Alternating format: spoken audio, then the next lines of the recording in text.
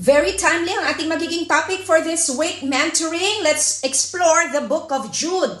The book of Jude is a short book. It has only 25 verses, but with big punch of katotohanan. I call this a power-packed book. Sabi ko nga, it has only 25 verses, but many powerful truths na itinuturo sa atin.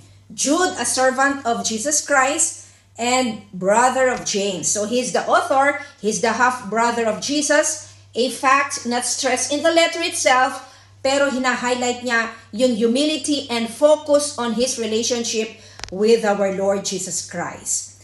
This short book of Jude contains important warnings and wisdom, kung kaya't very relevant siya sa mga panahon natin ngayon. Marami kasi mga Kristiyano nakakilala na sa biyaya ng Panginoon. They already serve the Lord and yet tumalikod pa rin sa kanilang pananampalataya because of the deceit, because of the wrong teachings na kanila pong na-absorb sa kanilang mga buhay. So it is very needed na sa panahon natin ngayon ay ma-remind ang bawat isa sa atin. Sabi nga ng verse 1, those who are cold and we are the cold ones, beloved in God the Father and kept for our Lord Jesus Christ. So it is very important that we take heed, makinig tayo, and let us absorb kung ano po yung mga warnings, kung ano po yung mga itinuturong katotohanan ng Book of Jude. Number one truth or number one reminder sa bawat isa sa atin that we need to be on guard. Sabihin mo sa sarili mo, be on guard. Maging vigilant tayo, maging watchful tayo against false teachings. Ano yung mga false teachings na naglalabasan ngayon? Ang dami po. Una dyan yung it's okay to get married sa kapwa babae or kapwa lalaki.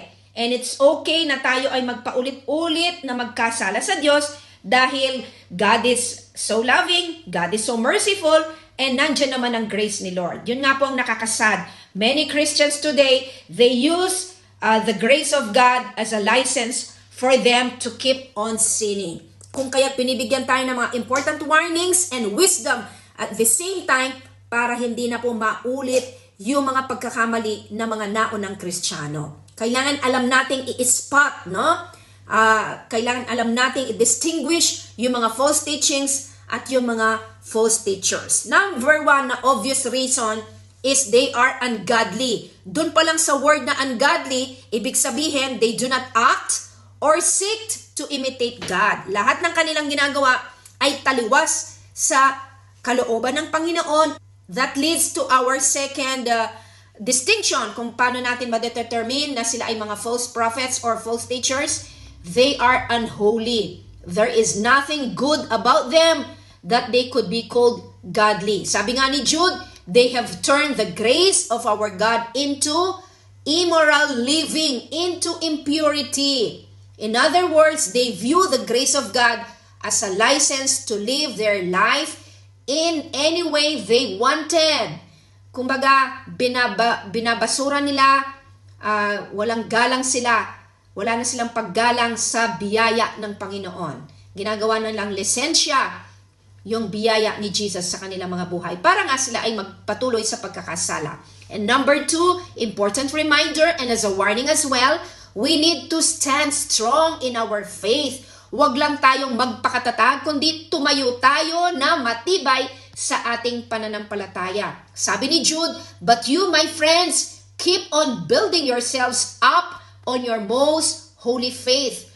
Pray in the power of the Holy Spirit and keep yourselves in the love of God as you wait for our Lord Jesus Christ in His mercy to give you eternal life. So in other words, let's hold firmly to the truth of the Word of God even in the midst of life challenges. And we should always defend our faith even in the face of a godless culture. I remember yung sinabi ni Pablo, let us not be conformed but be transformed. Amen? By the renewing of our minds sa pamagitan ng power of the Word of God. And lastly, number three na truth or important reminder, let us be encouraged. Let us encourage everyone to be merciful. Sabi ng Jude, save others by snatching them out of the fire, and to others, show mercy mixed with fear, but hate their very clothes stained by their sinful lust. Verse 23.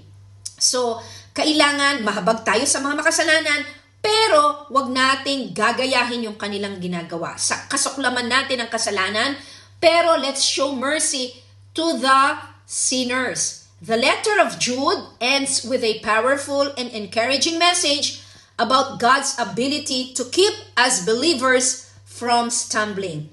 To Him who is able to keep you from falling and to bring you faultless and joyful before His glorious presence, to the only God, our Savior, through Jesus Christ our Lord, be glory, majesty, might, and authority from all ages, past and now, and forever and ever. Amen.